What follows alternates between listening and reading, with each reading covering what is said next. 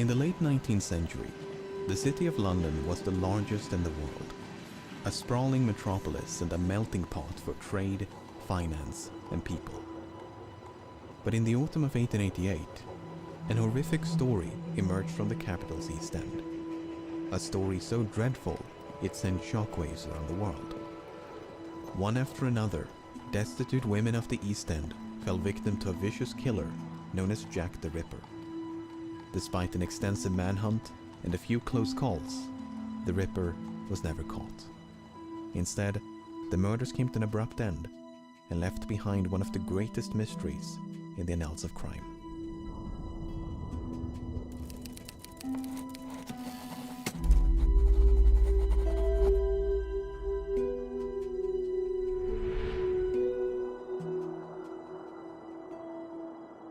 In the East End of London, there's a district known as Whitechapel. In the late 19th century, Whitechapel was known for its overcrowded slums, where many of the capital's poor and unemployed had taken refuge. Day and night, an army of policemen would constantly patrol this labyrinthine network of dim-lit streets, courts, and alleys. One such place was a narrow passage known as George Yard. Near the north entrance of this passage was a residential complex known as George Yard Buildings. It was the morning of August 7th, 1888, when an upstairs tenant named John Reeves headed out for work. Upon reaching the first floor landing, Reeves encountered the body of a woman lying upon her back in a pool of blood. Horrified by the sight, he stumbled down to the street below in search for help. Constable Thomas Barrett was the first officer on the scene. He was soon joined by Dr. Timothy Killeen, who conducted a brief examination. The woman had been stabbed 39 times, primarily in the chest and abdomen. Dr. Killeen estimated that she had been dead for, quote, about 3 hours, thus placing the time of death at approximately 2:30 in the morning. The woman had likely been attacked where she was found, as no blood was found beyond the staircase landing. But this was strange, as none of the tenants in this crowded building had heard a single cry for help or a disturbance of any kind. One exception was Amy Hewitt, a tenant who claimed to have heard a lone cry of murder. But this was early in the evening of August the 6th, and the scream had emanated from outside the complex. Hewitt further explained, "The district round here is rather rough, and cries of murder are a frequent, if not nightly, occurrence." The victim was eventually identified as 39-year-old Martha Tabram. Tabram was a mother of two and had separated from her husband many years prior. Her last known address was 19 George Street, a common lodging house less than 300 meters from the site of her death. Tabram had made a living through prostitution, and one of her associates was a woman named Marianne Connolly.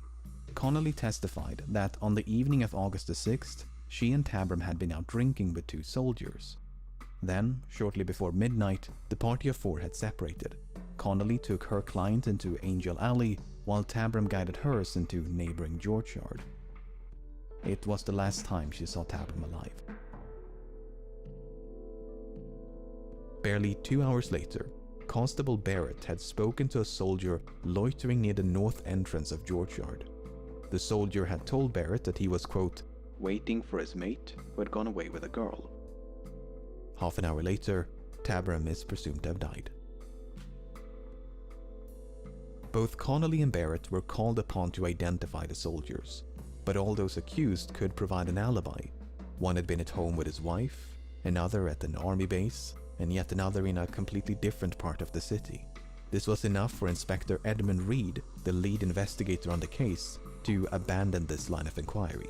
Connolly and Barrett, having both picked out the wrong men, they could not be trusted again, as their evidence would be worthless.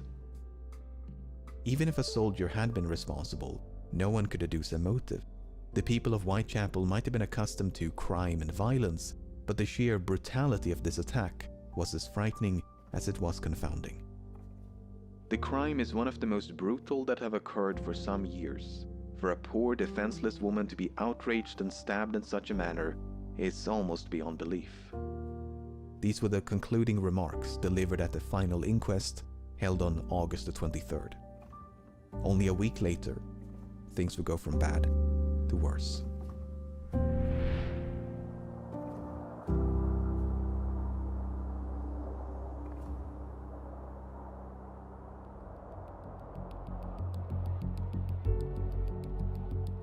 On the morning of August the 31st, a man named Robert Paul left his home on Foster Street and headed for work. After making a right turn into Bucks Row, he spotted a man standing in the road. The man turned around to face him and said, "Come and look over here. There's a woman lying on the pavement." The stranger was named Charles Cross, and he too had been on his way to work when he first caught sight of the woman. The two men now cautiously approached. The woman's hands were cold to the touch, and Cross believed she was dead. Paul, however, thought he could sense faint breathing. But instead of seeking immediate help, Cross and Paul were more concerned about being late for work. As such, they quickly resumed their morning commute, hoping to notify a policeman along the way. Fortunately, Constable John Neal was just around the corner. Neal was equipped with a lantern and found the woman lying on her back with a deep cut across the throat. The wound was still bleeding and parts of her body were still warm. He was soon joined by Constable John Thane, who was sent at once to fetch a nearby doctor. Upon his arrival, shortly after 4 o'clock, Dr. Reese Llewellyn estimated that, quote, "She had not been dead more than half an hour." In other words, Cross and Paul had likely found the woman mere minutes after she was killed. Furthermore, 3 officers had patrolled the vicinity just a few minutes prior. Constable Neal had last inspected Bucks Row at approximately 3:15. So too had Sergeant Henry Kirby, whereas Constable Thane had merely passed the end of the street, none of whom had seen nor heard anything amiss. Upon the body's removal to the mortuary, a shocking discovery was made. Apart from 2 incisions in the throat, the woman had also been, quote, "disemboweled." No organs had been removed, but Dr. Llewellyn found, quote, "several incisions running across the abdomen." He also believed that the killer possessed, quote, "some rough anatomical knowledge, for he seemed to have attacked all the vital parts." The victim was quickly identified. Her name was Mary Ann Nichols, and she had turned 43 just 5 days before the murder. Nichols had at least 6 children, and her last known address was a common lodging house at 56 Flower and Dean Street. On the night of her death, Nichols had been turned away from a lodging house on Thrall Street as she lacked the funds to pay for a bed. Seeking to raise the money through prostitution, Nichols had then ventured down Osborne Street before meeting her friend Ellen Holland. The two of them shared a brief exchange, but Nichols was visibly drunk. When they parted ways around 2:30, Holland saw Nichols staggering eastward along Whitechapel Road. Barely an hour later, she was found dead. Apart from the body itself, the killer had left nothing in their wake. No blood trail, no murder weapon, no witnesses. Inspector Joseph Helson, the lead investigator on the case, stated that, quote, "not an atom of evidence can be obtained to connect any person with the crime." While the Nichols case ground to a screeching halt, its similarities with the Martha Tabram case had not gone unnoticed. In both cases, the attack had been needlessly ferocious, and there was no discernible motive. Both victims were prostitutes of roughly the same age and moved in the same circles. The only meaningful difference was their injuries. Tabram had been repeatedly stabbed, whereas Nichols had suffered multiple slash wounds. Differences aside, the prevailing assumption was that the same deranged individual had committed both murders, a conviction that would only grow stronger in the days that followed.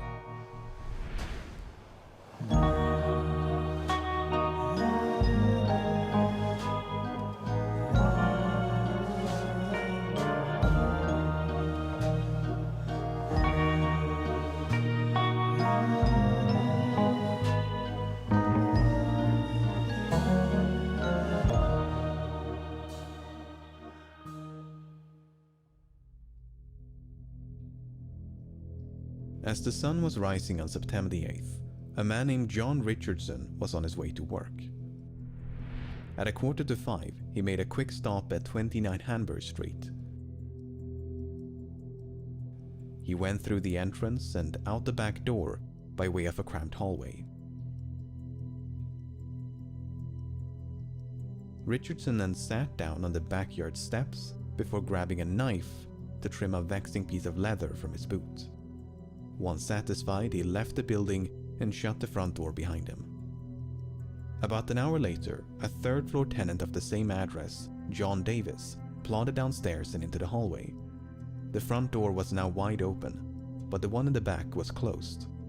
When Davis went to open it, he found the bloodied remains of a woman lying on her back just below the steps. Inspector Joseph Chandler was the first officer on the scene. After a brief inspection, he sent at once for a medic. Dr. George Phillips arrived at 6:30 and found the woman, quote, terribly mutilated. The throat had been, quote, dissevered deeply, whereas the abdomen had been, quote, entirely laid open. The intestines had been, quote, lifted out of the body and placed by the shoulder of the corpse. The body was then conveyed to the mortuary, while Inspector Chandler and Dr. Phillips conducted a sweep of the backyard. Most of what they found belonged to the tenants of the building, but just below the resting place of the woman's feet, they found a small piece of cloth and 2 combs. The items had likely belonged to the victim, but it seemed to Dr. Phillips that they had been deliberately positioned and arranged by the killer. The post-mortem revealed that 2 brass rings had been forcefully removed from the victim's left hand. These rings were nowhere to be found. Portions of the victim's abdomen had also gone missing, including the womb. Dr. Phillips believed that, quote, the mode in which these portions were extracted showed some anatomical knowledge. This point was greatly expanded upon at a subsequent inquest. The injuries had been made by someone who had considerable anatomical skill and knowledge. There were no meaningless cuts. For instance, no mere slaughterer of animals could have carried out these operations. It must have been someone accustomed to the post-mortem room. The victim was quickly identified as Annie Chapman. Chapman's date of birth is a bit uncertain, but she was roughly 47 at the time of her death. She had at least 7 children, but was tragically only survived by 2. Her last known address was a common lodging house at 35 Dorset Street. On the night of her death, Chapman had been denied accommodations as she lacked the funds to pay for a bed. She was escorted off the premises by the night watchman, who then saw her vanish into a nearby alleyway. What happened to Chapman over the next few hours, nobody knows. Her whereabouts during this time is a complete mystery. But unlike the 2 previous cases, a witness in the Chapman case might have caught a glimpse of the killer. At 5:30 on the morning of September the 8th, a woman named Elizabeth Long spotted a man and a woman conversing outside 29 Hanbury Street. Long was positive that the woman she'd seen was Annie Chapman, but the man had stood with his back towards Long, so she never saw his face. Long did, however, manage to overhear a fragment of their conversation. The man had posed the question, "Will you?" to which the woman responded, "Yes." Now, a lasting point of contention in the Chapman case is the time of death. According to Dr. Phillips, when he arrived at 6:30, Chapman had been dead for, quote, at least 2 hours. That would place her death at around 4:30. But according to Long, she saw Chapman alive a full hour later. Then there's the testimony of John Richardson. Richardson was the son of one of the tenants in the building. At 4:45, he made a routine checkup on the door to the basement, which had previously suffered a break-in. When he found it secure, he sat down on the backyard steps to trim a piece of leather from his boot. Even though he sat mere centimeters from the murder site, Richardson did not see a body. He was adamant on this point. "I could not have failed to notice the deceased if she had been there." To muddle the timeline even further, there's the testimony of Albert Kadosh. About 20 minutes past 5, Kadosh had gone through the backyard of 27 Hanbury Street when he heard voices coming from nearby. They were barely audible, however, and Kadosh had only made out the word "no." A few minutes later, he heard something falling against the wooden fence, dividing the 2 yards. There's no one way to untangle this web of contradictions, but Dr. Phillips did concede the possibility that he'd miscalculated. That, quote, the coldness of the morning and the great loss of blood had skewed his opinion, which was largely based on the warmth of the body.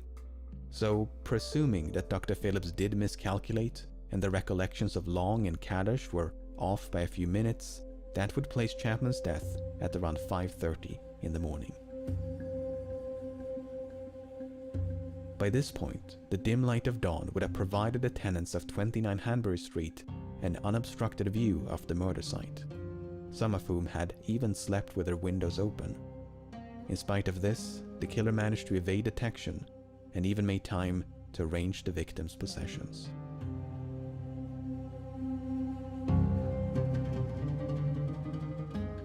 As the tally of victims gradually mounted, the public grew increasingly anxious. They were not only frightened by the murders, but frustrated with the police and their perceived incompetence.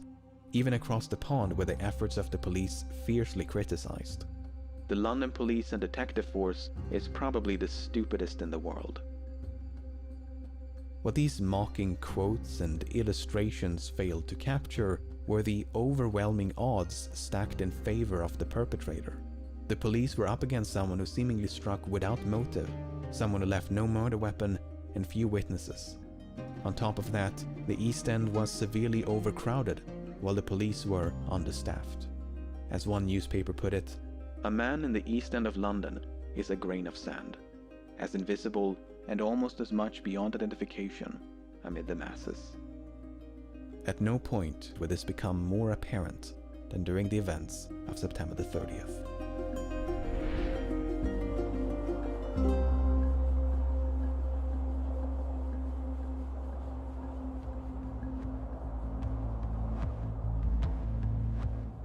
On September the 29th, a routine Saturday meeting was held at the Socialist Club on Berners Street. When the meeting came to a close around midnight, all but a few members returned home. Those who remained proceeded to drink and socialize. Half an hour in September the 30th, Joseph Lave stepped outside to get some fresh air. Lave used the side entrance leading into Dutville's yard and lingered for about 10 minutes. Moments after Lave had gone back inside, Morris Eagle accessed the building via the same entrance. He too was a member of the club and had just returned after escorting a woman home. Neither of them noticed anything unusual. 20 minutes later, the sound of a horse and carriage could be heard trotting down Berners Street.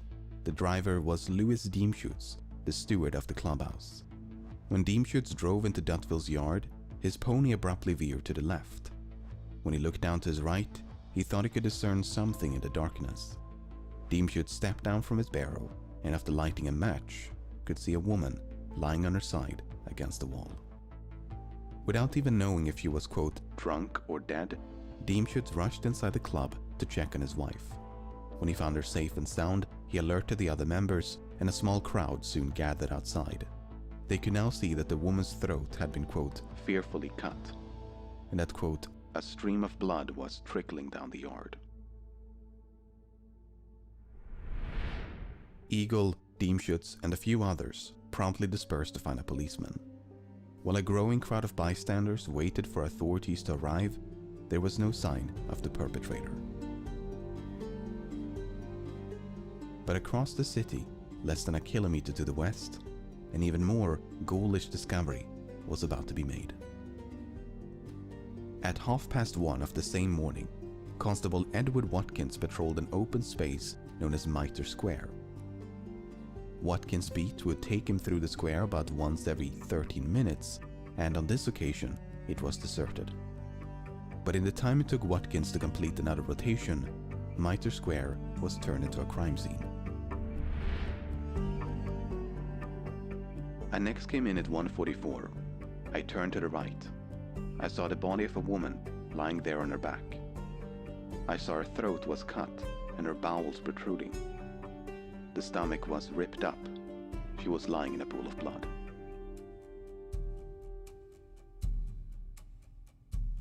Dr. George Cicada and Dr. Frederick Brown soon converged upon the scene. They found terrible injuries inflicted upon the woman's face, throat, and abdomen. The intestines had been, quote, drawn out to a large extent and placed over the right shoulder. Among the many lacerations to the face, Dr. Brown noted that, quote, the lobe and auricle of the right ear was cut obliquely through. Based on their expert opinions, coupled with the testimony of Watkins, the woman had died within minutes of her body being found.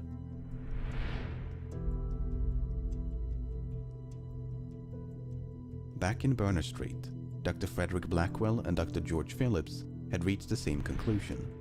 The woman in Dutville's yard had died within minutes of her body being found. But unlike previous victims, she had only suffered injuries to the throat. There were no abdominal mutilations or anything else by which to connect the attack to the others. But the murder in Dutville's yard and the one in Mitre Square were separated by less than 1 kilometer and some 45 minutes. This allowed for a chilling possibility. It was suspected then, as it continues to be today, that when Diemschutz came clattering through the gateway, he unwittingly interrupted the murder. The killer may even have become trapped inside Dutville's yard because the gate on Berner Street was the only point of entry. Perhaps they saw an opportunity to escape when Diemschutz then rushed inside the club. From there, it would have taken them less than 15 minutes to reach Mitre Square. Plenty of time to hunt for another victim. But it must be emphasized that this is pure speculation. There is no evidence to suggest the two murders were even connected. The woman in Dutville's yard was identified as 44-year-old Elizabeth Stride. Stride was a Swedish immigrant who'd lived in London for over 2 decades. Following the death of her husband, she had made a living through prostitution. Her last known address was a common lodging house at 32 Flower and Dean Street. On the night of her death, Stride had been seen by quite an abundance of witnesses. First, she was seen in the company of a, quote, respectably dressed man around 11 o'clock. About 1:15 midnight, Stride was seen talking to a man who was, quote, decently dressed and had the appearance of a clerk. Then, only a few minutes before the murder, Stride was seen in the company of a man by Constable William Smith.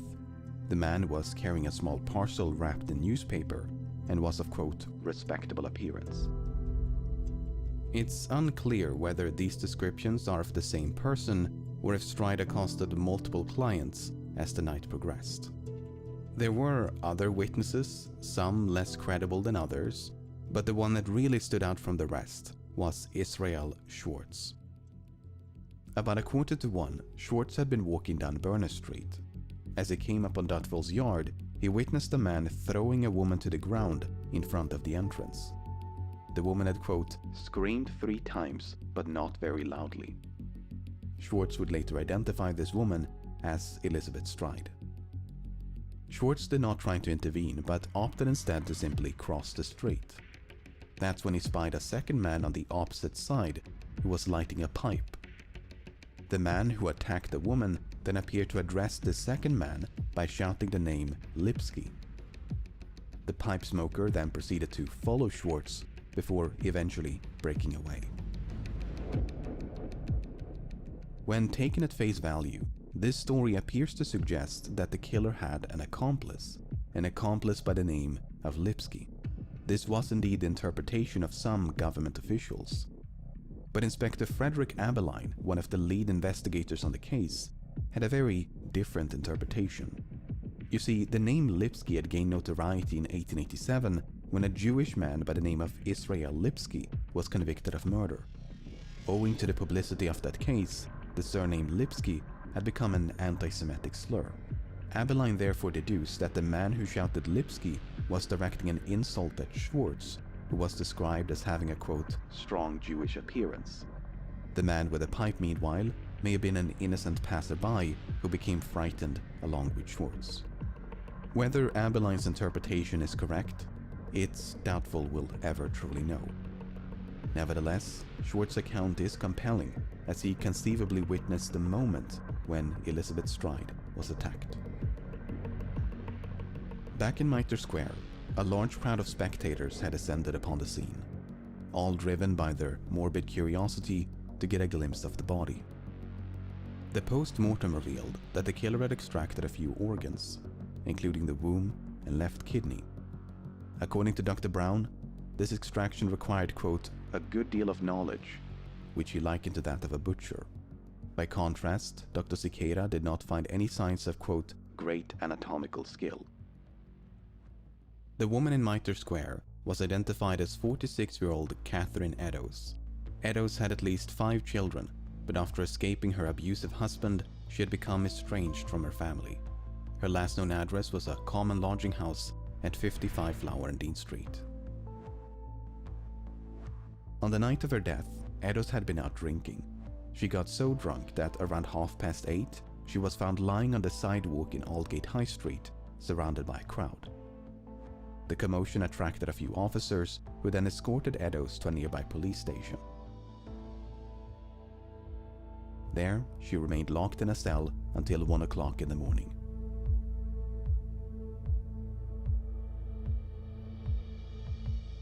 After being released from jail, Eddowes was likely spotted in the company of a man in the vicinity of Mitre Square. Only one of the 3 witnesses, Joseph Lavende, had paid close attention to the couple. The man had the appearance of a sailor and wore a, quote, reddish handkerchief round his neck. While Lavende did identify the woman as Catherine Eddowes, he never saw her face. Nevertheless, this sighting was only made some 10 minutes before Eddowes' body was discovered by Constable Watkins. What's so incredibly tragic about the Eddowes case is how narrowly the killer escaped justice. First of all, the only private residence in Mitre Square was occupied by a policeman and his family. They had slept right next to an upper floor window overlooking the murder site. Second of all, a night watchman and retired policeman had been cleaning a warehouse within earshot of the murder site. He would routinely hear the footsteps of patrolling officers, yet heard nothing at the time of the murder. Finally, Constable James Harvey had glanced into Mitre Square at roughly 20 minutes to 2. That's right in between the sighting by Lavende and the body's discovery. Harvey should have had an unobstructed view of the murder site, yet he failed to notice anything suspicious. Was it too dark? Was the killer standing just a few meters away, cloaked in shadow? Did one or more witnesses get the time wrong? While the killer did ultimately escape, they did not do so without leaving a trace. Shortly before 3 o'clock, a blood-stained piece of cloth was found near the entrance to a building a few blocks to the northeast. It proved to be a ripped portion of the apron worn by Eddowes. The patch had evidently been torn off and then discarded by the killer upon their escape. Now, on the wall above this patch of apron, someone had written a message. "The Jews are the men that will not be blamed for nothing." To this day, both the meaning and the author of this message remain in doubt. Was it written by the killer? Was it an attempt to cast suspicion upon or even away from the Jewish community? Was it completely unrelated to the murder? Similar questions would soon be raised by a few letters which had supposedly been written and posted by the killer.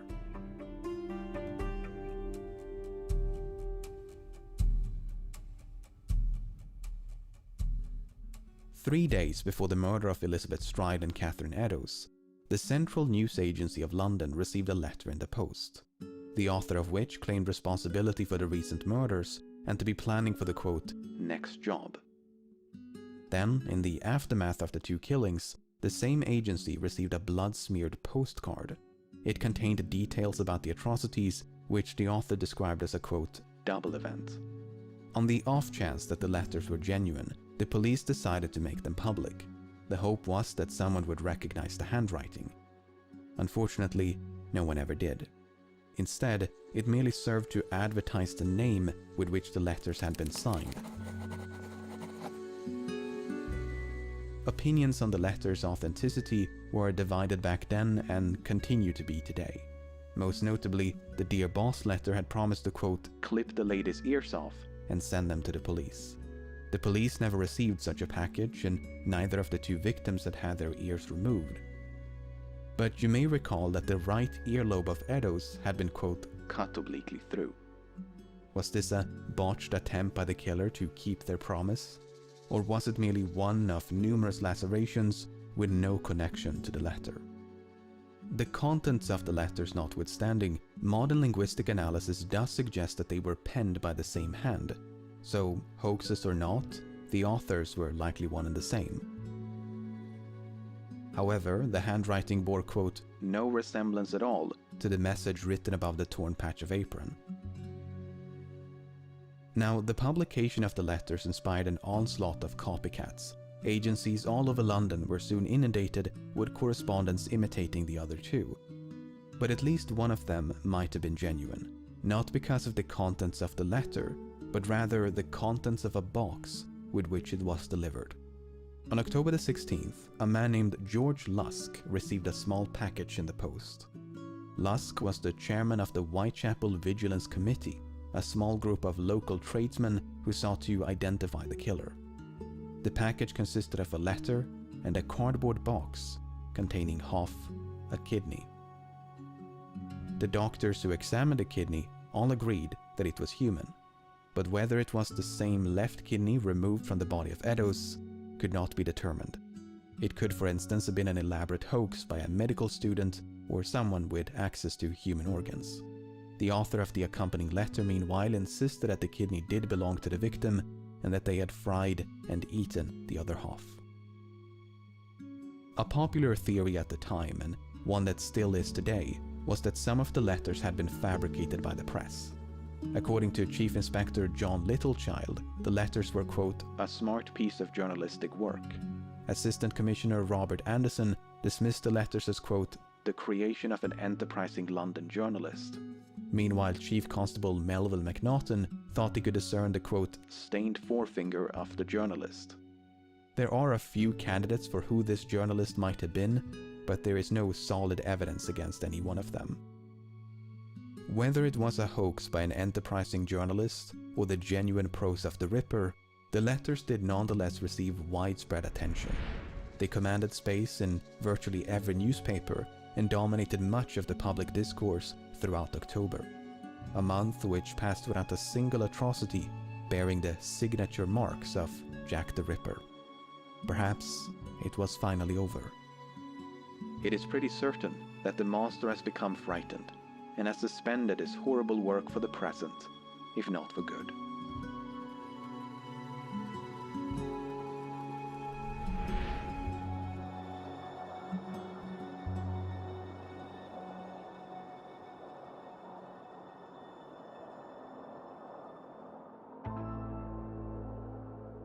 On the morning of November the 9th, a merchant and property owner named John McCarthy was going through his bookkeeping. McCarthy was the landlord of Miller's Court, and the tenants of room 13 had fallen behind on their rent. McCarthy sent at once for his assistant, Thomas Boyer, to collect the money at 11:15.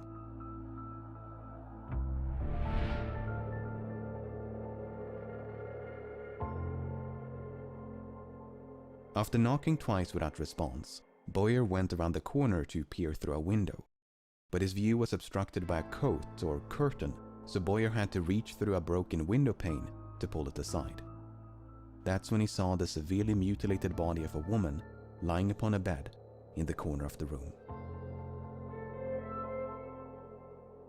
Miller's Court was soon crawling with police, but the door to room 13 was locked and had to be forced open with a pickaxe.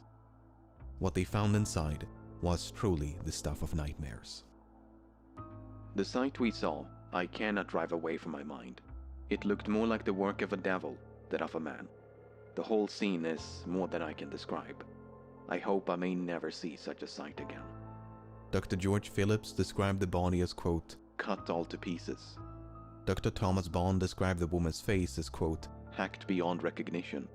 The abdomen had been, quote, emptied of its viscera, while the throat had been, quote, severed all round, down to the bone. The body had been monstrously disfigured, with loose organs dispersed all around it. The room itself was sparsely furnished and offered little in the way of clues. 2 tables, 1 or 2 chairs, and a small cabinet. Amongst the ashes of a fireplace, the police found patches of burned clothing. Had the killer tried to dispose of evidence, or had it merely been used for warmth and light?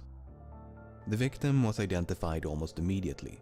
Her name was Mary Jane Kelly, and she was the tenant of 13 Miller's Court. But nearly everything about Kelly's life is shrouded in mystery. She was presumably of Welsh or Irish descent and in her mid-20s, making her the youngest victim by far. But given that no matching records of a Mary Jane Kelly have been found, it's probable that she was using a fake identity. In any case, Kelly had not been living alone. Up until a few days before the murder, she had cohabited with a man named Joseph Barnett. They had only separated on October the 30th because Barnett disapproved of Kelly's prostitution and the people with whom she associated. But they did see each other again. On the evening of November the 8th, Barnett paid Kelly a visit. Upon his arrival, he found Kelly in the company of a woman who was just about to leave. Unfortunately, there are conflicting accounts about who this woman was, when Barnett arrived, and how long he stayed. If we choose to believe Barnett, he arrived at some point between 7 and 7:45 and left before 9 o'clock. Shortly before midnight, Kelly was spotted in the company of a man by her neighbor, Mary Ann Cox. When Cox passed the couple, they were about to enter Kelly's room. Cox bid Kelly goodnight, but she was, quote, very much intoxicated and barely able to respond. Once they had gone inside, Cox could hear Kelly singing. When Cox then left the court about an hour later, Kelly could still be heard singing. By 2 o'clock, Kelly had apparently ventured back outside, for she was spotted by a man named George Hutchinson. The two of them were supposedly well acquainted, and Kelly had asked if he could spare a few coins. But Hutchinson was broke, and Kelly was desperate for money, so they soon parted ways. Moments later, Hutchinson observed Kelly being accosted by a well-dressed man. The two of them had a seemingly jovial interaction and began walking north. Hutchinson found it suspicious that such a well-dressed man would seek the company of a woman like Kelly. As such, when the couple passed him by, he scrutinized the man's appearance. He was, for instance, carrying a pair of gloves in his right hand and a small parcel in his left. Hutchinson decided to shadow the couple as they proceeded to Miller's Court. Before they vanished up the court, the man handed Kelly a red handkerchief, and she had supposedly told him, "All right, my dear, come along, you will be comfortable." Hutchinson remained in the vicinity until 3 o'clock, but neither Kelly nor the man reappeared. At roughly the same time, Cox returned home. In stark contrast to the loud singing upon her last departure, Cox was now struck by the complete absence of sound and light from Kelly's room. Finally, at approximately 4 o'clock, a tenant above and a woman across from Kelly's room heard cries of murder. The voice was that of a woman, and it appeared to emanate from nearby. Meanwhile, other denizens of the court heard no screams at all. According to Dr. Bond, Kelly died between 1 and 2 o'clock in the morning. Dr. Phillips placed the time of death a few hours later. But some witnesses were quite adamant that they had seen or even spoken to Kelly as late as 8 or 10 o'clock in the morning. Keep in mind that her body was discovered at 11:15. These contradictions are difficult to reconcile, and the precise time of death eludes us to this day.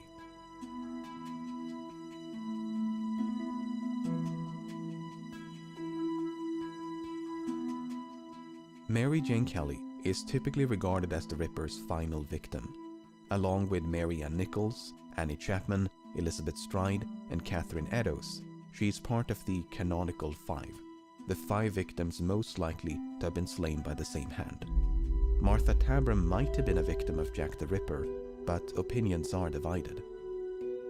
The same is true of at least a handful of other cases. Even the canonical 5 are not without controversy, so the total number of victims is a matter of debate. Presuming that Kelly was indeed the final victim, one has to wonder why. Why did the murders come to such a sudden end? Did the Ripper give in to fears of being caught? Were they imprisoned for a different crime? Perhaps they succumbed to an illness or committed suicide. Could they have migrated to another country? Perhaps they deliberately changed their modus operandi to confuse the police. The possibilities are virtually endless, which means there is no shortage of suspects.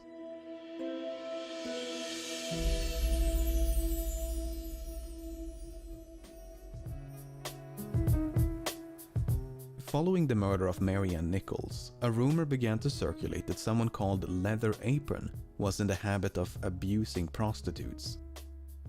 The name quickly made its way into the press, and soon enough it became synonymous with the killer. In fact, Leather Apron was the predominant pseudonym before Jack the Ripper. But the man identified as Leather Apron was soon cleared of all suspicion.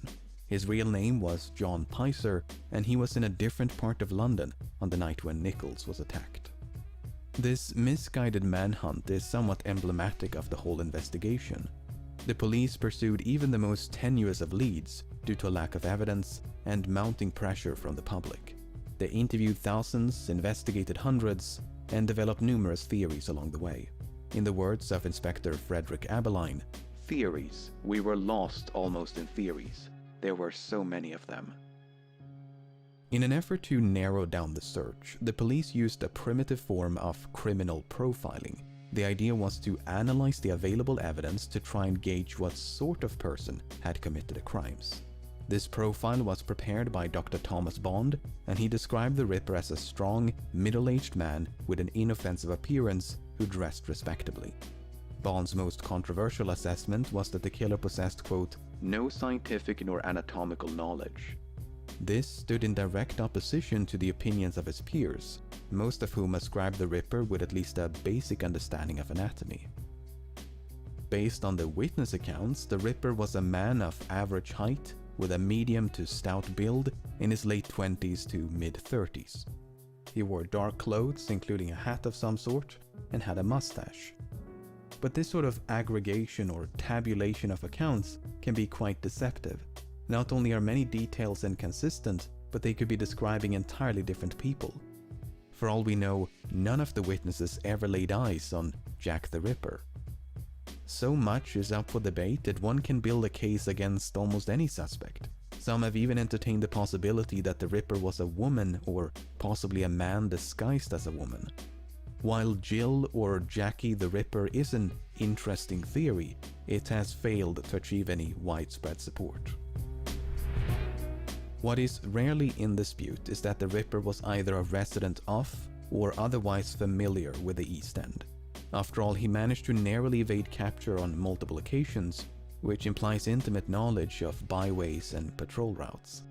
He likely had some form of employment, as the murders were committed around weekends and public holidays, and he may have had some degree of anatomical knowledge. With this unshakable profile in hand, let's take a closer look at a few suspects.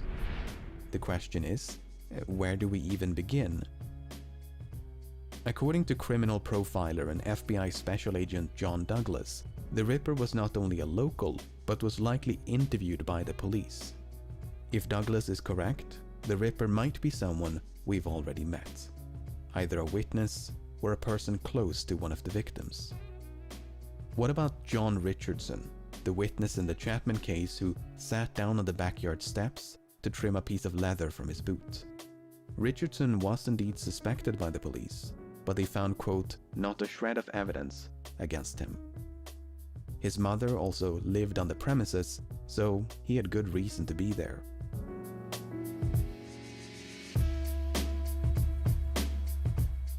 What about George Hutchinson, the witness who followed Mary Jane Kelly after she was accosted by a well-dressed client? Hutchinson never clarified his motivation for shadowing the couple. He merely stated that he was surprised to see a man so well-dressed in the company of a woman like Kelly. Was he surprised because he was concerned? Was he jealous? Was it about money? After all, Hutchinson was broke, and the client appeared to be wealthy. Perhaps he waited outside the court with the intention of mugging this well-dressed client. There are many question marks surrounding Hutchinson. He has never been positively identified, so next to nothing is known about his life. This makes it very difficult to build a strong case against him. Hutchinson was interrogated by the police, but ultimately convinced Inspector Frederick Abeline that he was telling the truth. But not every witness attracted such attention from the police. Take for instance Charles Cross, the man who discovered the body of Marian Nichols.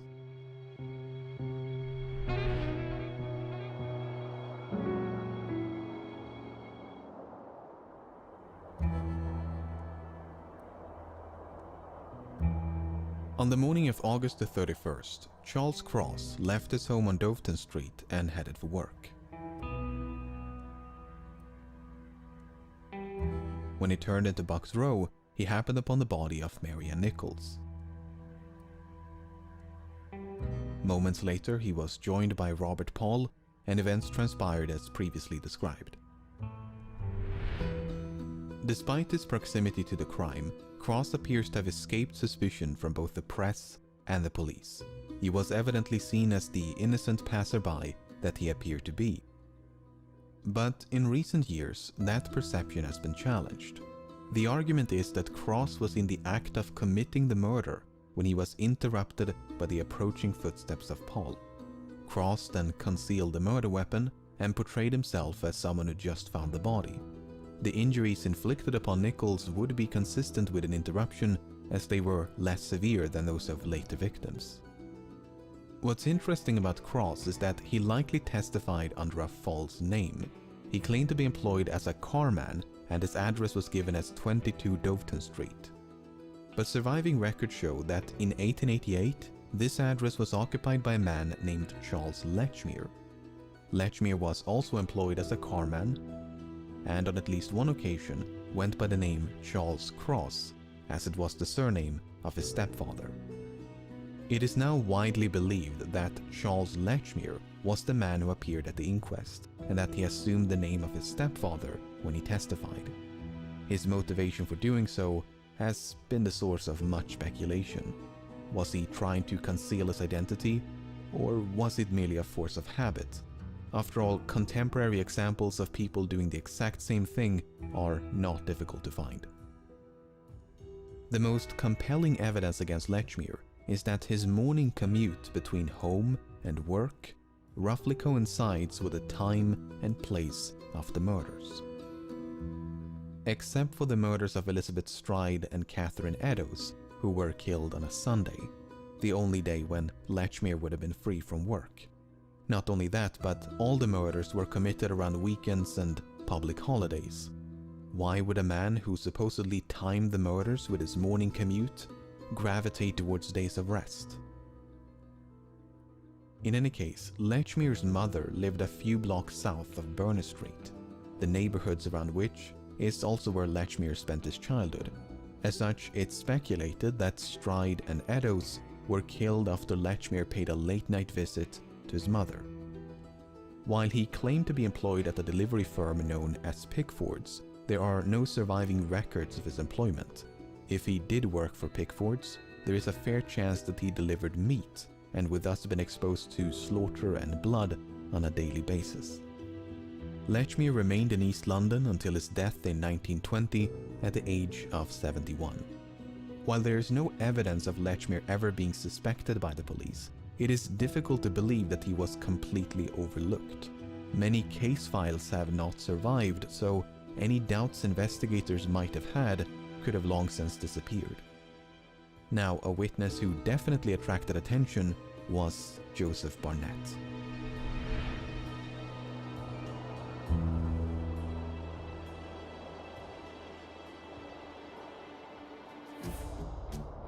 Joseph Barnett was the man who lived with Mary Jane Kelly up until a few days before the murder. He and Kelly had supposedly met around April of 1887, and they eventually moved to 13 Miller's Court. Barnett was employed as a fish porter, but for reasons unknown, he lost his job between July and August of 1888. From that point onwards, the couple struggled to pay rent, and Kelly resorted back to prostitution. Now, those who believe that Burnett was the Ripper view his loss of employment as a turning point. The argument is that Burnett was so overcome with guilt and anguish for driving Kelly back to prostitution that he went on a murder spree, murdering one local prostitute after another in a desperate attempt to frighten Kelly off the streets. While most of this is pure speculation, it is true that Burnett disapproved of Kelly's prostitution. You may recall that Burnett separated from Kelly on October the 30th because he disliked the prostitutes with whom she associated. "Kelly never went on the streets when she lived with me. She would never have gone wrong again, and I should never have left if it had not been for the prostitutes stopping by the house." This might further explain why Kelly was the Ripper's final and most viciously mutilated victim, the implication being that Burnett felt rejected by Kelly and wanted revenge for the breakup. According to Burnett, he did pay Kelly a visit on the evening of November the 8th, but they had parted on quote, "friendly terms." He then supposedly went home, played a card game until 12:30 before going to bed. Now, Kelly is presumed to have died in the early hours of November the 9th, so Burnett could have returned to Miller's Court sometime after midnight. While the police did subject him to 4 hours of interrogation, Burnett was ultimately released without charge. Then there's the matter of the locked door. When the police arrived at Miller's Court, they had to force the door open with a pickaxe. This raised an important question. How did the killer lock the door behind him? According to Burnett, the key to room 13 had been missing for some time. Because of this, he and Kelly would quote, "open the door by reaching through the broken window." The door was said to be equipped with a quote, "catch lock," and evidently locked itself upon being closed. If that's true, mystery solved. But even if the door was not self-locking, there's still an obvious solution. All the killer would have had to do is observe Kelly using the window trick and then employ that same technique to fasten the door upon leaving. But those who favor Burnett as the Ripper offer yet another solution. The key never went missing. Instead, Burnett is said to have stolen the key and then used it on the night of the murder. These solutions are all equally valid, and it's impossible to know which one is correct. There is a slight variation of this theory which states that Burnett did murder Kelly but was not the Ripper. Instead, he merely emulated the Ripper to deflect attention away from himself. Once again, this is pure speculation, but the murder of Kelly did somewhat differ from the rest in that it was committed indoors. Burnett remained in the East End until his death in 1926 at the age of 68. While it's only natural for suspicion to fall upon witnesses and acquaintances, Victorian detectives did pursue other lines of inquiry. One prominent theory was that the Ripper suffered from insanity, and a prime suspect in that category is Aaron Kosminski.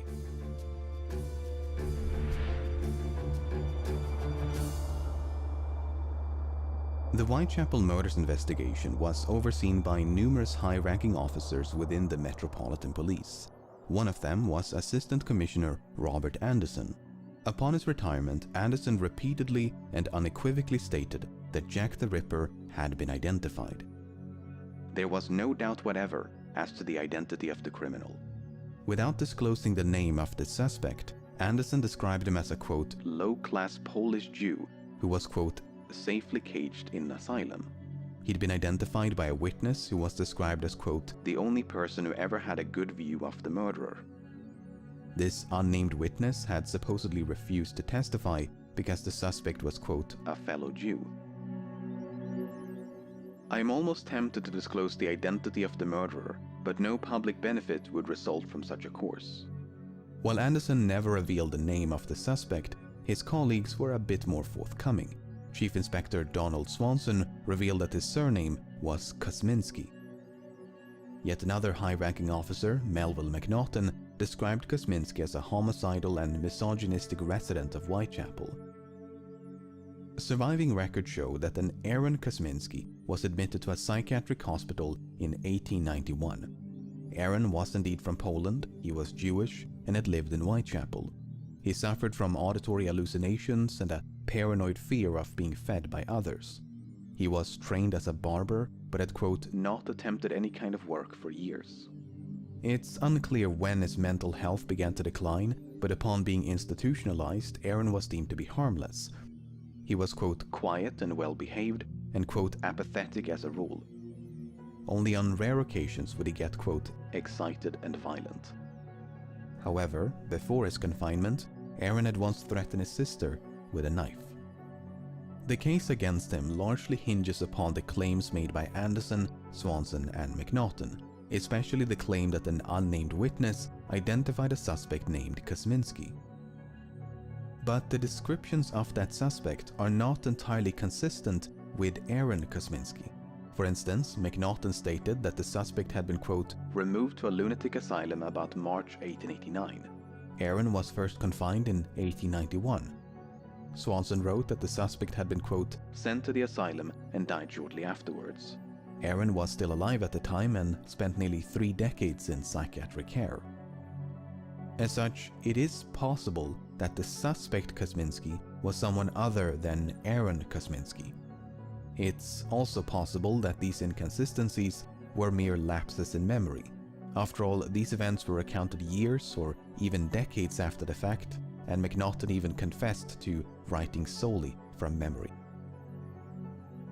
Regardless of the suspect's true identity, Anderson was the only one who seemed convinced of his guilt. McNaughton ultimately favored a different suspect and stated that, quote, many homicidal maniacs were suspected, but no shadow of proof could be thrown on any one. Inspector Edmund Reed was of the same opinion. Now we have Sir Robert Anderson saying that Jack the Ripper was a Jew. That I challenge him to prove. I challenge anyone to prove that there was a tittle of evidence against man, woman, or child. So when Anderson wrote that there was, quote, no doubt whatever as to the identity of the criminal, he merely expressed his personal opinion. There was in fact ample doubt and no consensus amongst the police. But in recent years, Aaron Kosminski has been resurrected as a prime suspect due to a controversial DNA analysis. Okay, so back in 1888, Acting Sergeant Amos Simpson is said to have stolen a blood-stained shawl from the crime scene of Catherine Eddowes. This shawl was then passed down from one generation to the next before being submitted for DNA testing in 2011. DNA samples were extracted from the shawl and then compared against maternal descendants of Eddowes and Kosminski. In both cases, it was a match. If the subsequent news coverage is to be believed, the mystery has now been, quote, definitively solved. Aaron Kosminski was Jack the Ripper. But as you can imagine, it's never quite that simple. First of all, the provenance or chain of custody of the shawl is severely lacking. There is no evidence of a shawl being found at the crime scene, nor is there any evidence of Simpson ever being at the crime scene. Furthermore, a destitute woman like Eddowes is unlikely to have owned such an expensive item. Second of all, the type of DNA used to identify Eddowes and Kosminski was mitochondrial DNA, the powerhouse of the cell. This type of DNA is passed down through the female line and is not unique to any one individual. Thousands can share the same mitochondrial DNA, which means it can't be used to pinpoint a specific person. In the words of a geneticist, based on mitochondrial DNA, one can only exclude a suspect. So to say that the mystery has been definitively solved is widely inaccurate. There's still plenty of room for doubt. So, to recap, a suspect named Kosminski was identified by an unknown witness. This was enough to convince at least one senior officer of his guilt. That suspect may have been Aaron Kosminski, a man who was largely non-violent but once threatened his sister with a knife. Aaron can neither be incriminated nor eliminated by the DNA evidence. He spent the rest of his life in psychiatric care and died in 1919 at the age of 53. Kosminski was not the only suspect advanced by a high-ranking officer. A completely different suspect who still falls into the same category is Francis Tumblety.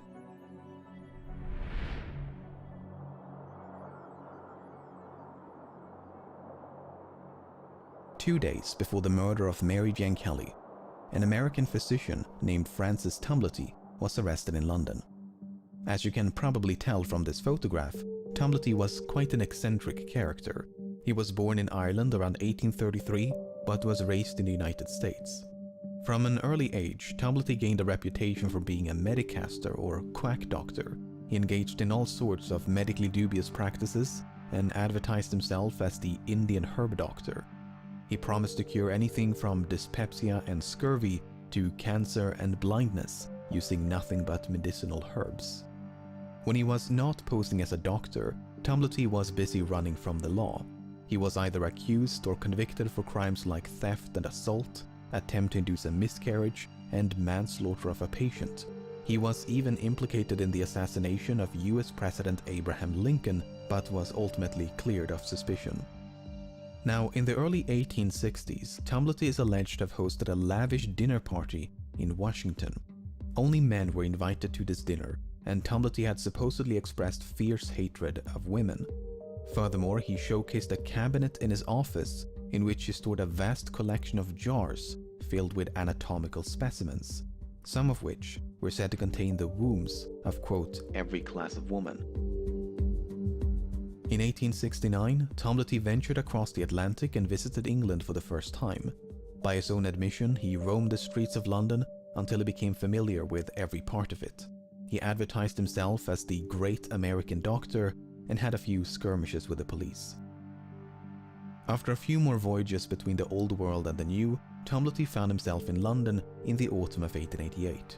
The purpose of his visit and whereabouts at the time of the murders are completely unknown. Tamblety never stayed in one place for long and made frequent use of false names. There is a story of a mysterious lodger leaving behind a blood-stained shirt near the murder site of Elizabeth Stride. This supposedly happened on the night of the murder, and some believe that this lodger was Francis Tamblety. But there is no firm evidence of that, and the entire incident is fraught with uncertainty. What we do know is that Tamblety was arrested in London on November the 7th. According to the press, as well as Tamblety himself, he was arrested on suspicion of being Jack the Ripper. 2 days later, Mary Jane Kelly was found brutally murdered, and it's unclear whether Tamblety was still in custody or had already been released on bail.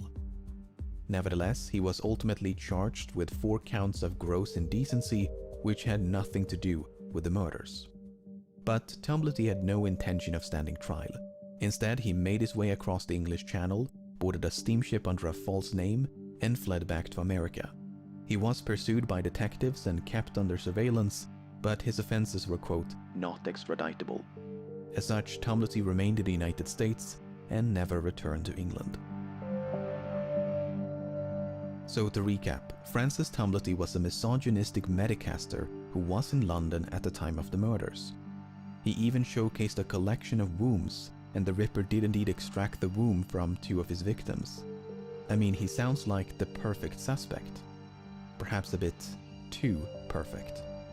There is no doubt that Tamblety was in London in 1888, but the claim that he was a misogynistic collector of human body parts is extremely dubious. It can be traced back to a single article from December of 1888, featuring an interview with a man named Charles Dunham. Dunham had a long history of spreading misinformation and has been described as a pathological liar, a forger, and a conman. He was even convicted of perjury. As such, there is every reason to believe that this story is a complete fabrication. Furthermore, Tamblety was both older and taller than the men described by most witnesses. Tamblety was said to be, quote, an enormous man who liked to dress in flamboyant and militaristic outfits. It's difficult to imagine a tall, pompous American sneaking around the streets of Whitechapel virtually undetected. On the other hand, it's unclear which, if any, of the witness accounts can be trusted. Then there's the matter of the rings. You may recall that 2 brass rings were stolen from the body of Annie Chapman. It's suspected that the rings were taken by the Ripper to be kept as trophies. Now, upon his death in 1903, Tamblety left behind a quite impressive estate. But among his many valuable possessions were a pair of inexpensive imitation rings. Could they have been the same rings taken from the body of Chapman? It's possible. It's also impossible to prove. Chief Inspector John Littlechild regarded Tumblety as a quote, very likely suspect. And it's not difficult to see why. If the many rumors about him are to be believed, Tumblety had both opportunity and motive to commit the murders. But therein lies the problem. Much of what we know about Tumblety is founded upon unsubstantiated rumors. Tumblety himself was an attention-seeking charlatan with no qualms about lies and deception. With a suspect like that, one can never be certain where the lies end and the truth begins.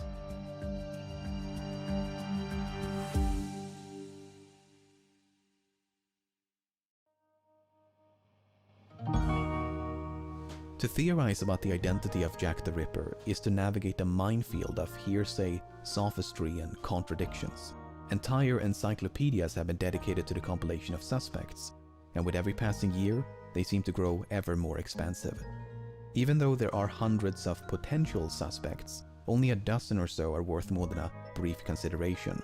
Some of the more sensational contenders include famous authors and artists, as well as high-ranking officers and members of the royal family. But these grand conspiracies and elaborate deceptions seem hopelessly contrived against the sheer simplicity of a suspect like Charles Lechmere, an unassuming delivery man on his way to work. Personally, I remain unconvinced that Jack the Ripper has even been identified as a suspect. The few covered in this video are probable candidates, but it's still possible to make persuasive arguments against them. The same is true of all those left out by necessity. None of them can offer anything more than ambiguity and circumstance. With a suspect pool in the hundreds, that might seem improbable. But London was the largest city in the world, home to the largest port in the world. It was a city of millions, with a large population of poorly documented drifters. It's not difficult to imagine one lowly sailor, butcher, medic, soldier, barber, merchant, porter, blending into the slums of Whitechapel like a grain of sand.